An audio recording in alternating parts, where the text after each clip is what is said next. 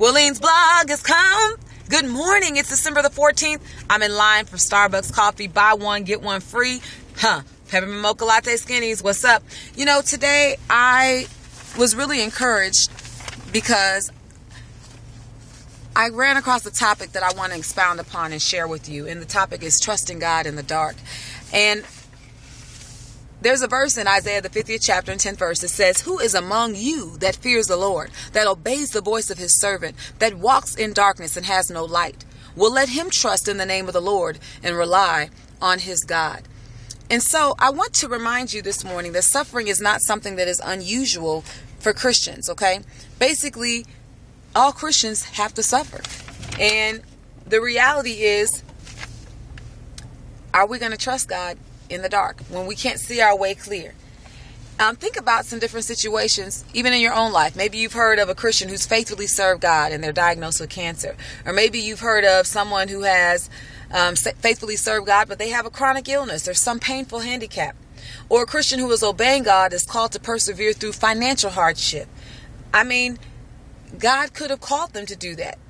They could choose to disobey Christ and possibly generate more income, but they say, I choose to follow Christ. This is the path God has me on, and I'll be content with that. Let's say that a Christian who seeks to please God suddenly loses a spouse, a child through death, or someone who is walking with God who endures criticism or loneliness or ostracism, or a Christian who seeks to obey God must continue in a marriage to a spouse that is wretched. Okay, so basically, Christians have to endure seasons of sadness, seasons of depression, but this is all suffering for Christ's sake. And this is all hardship that a sovereign God brings into a believer's life as a believer denies himself, takes up his cross, and follows Christ.